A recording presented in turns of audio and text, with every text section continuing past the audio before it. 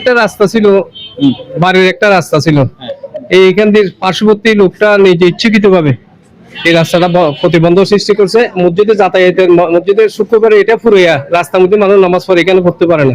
এই জায়গাটা খোলা থাকলে মানুষ নামাজ পড়তে পারে, বাড়ির যাতায়াত করতে পারে।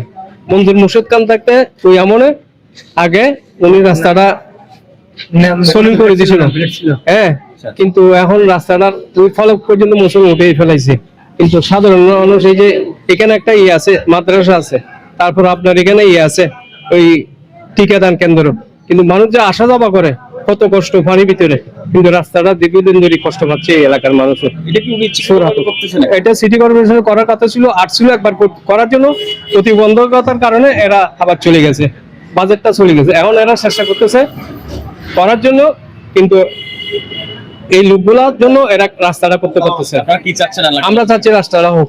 তো 100% ক্ষতি হচ্ছে। এখানে ছোট ছোট বাচ্চারা মসজিদে দেখেন না, এখানে আমরা ছোটবেলা দেখলে এটা ফ্রি রাস্তা ছিল, যে বিগত এই সরকার সামনে 17 বছর যে সরকার ছিল, ওদের পাওয়ারের এই জায়গাটা এইভাবে বন্ধ করে রাখছে, বুঝছেন। মানে ছোট বাচ্চারা মাদ্রাসা টিকা দেওয়ার জন্য মা বোনেরা এখানে কেন্দ্রে যেতে পারে না, মুসল্লিরা কষ্ট আছে, মানে যে এলাকার সাধারণ মানুষ হাঁটা চলা করতে অনেক কষ্ট হয়।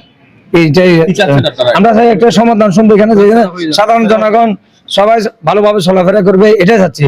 ভালো করে রাস্তা হয়ে গেলে আমরা সাধারণ এলাকার জনগণ সবাই হাঁটবে, নামাজ মুসল্লিরা কষ্ট পাবে না, বাচ্চার মারা টিকা মারতে অসুবিধা হবে না, এটাই চাচ্ছি আমাদের। কারণে এটা তো মানবিক কারণে, মানে দেখেন এইটা তো মসজিদ, এভাবে মানে কি রাস্তার উপরে এভাবে, ওইটা দেখেন ওই মুসক্কার ওই লম্পনের ওখানে আছে রাস্তা করছে, এগুলো সব মানে একদম মানে মানুষই তো একটা আল্লাহ তো মানুষ সবার মানে কি এটা রাস্তাঘাটকে এগুলো মানে কি আজীবন কি মানে কি আমি লয়ে যাবো নাকি, আমি তো চলে যাবো।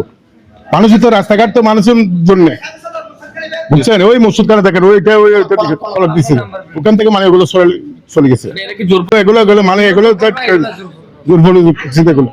রাস্তা হোক। আর মসজিদ, এটা একটা মসজিদ দেখেন আপনি, মসজিদটা মানে কিভাবে মানে কি হয়েছে, মসজিদ থেকে নামলে মানে পানি উঠে এখানে মানুষের যাতে আসতে চলাচলের পথ রাখা আছে, সেহেতু এটা পথ হিসেবে থাকবে। তবে কোর্ট যদি কোনো পক্ষকে কখনো ব্যক্তিগত হিসেবে দিয়ে দেয়, সেটা কোর্টের আদেশ অনুযায়ী চূড়ান্ত সিদ্ধান্ত বলবৎ থাকবে। আবার দেখা মতো আজকে পর্যন্ত এই কাগজগুলোতে কোনো ধরনের নিষেধাজ্ঞা নাই, যার ফলে চলাচলের পথ অবস্ট্রাগল করা যাবে না।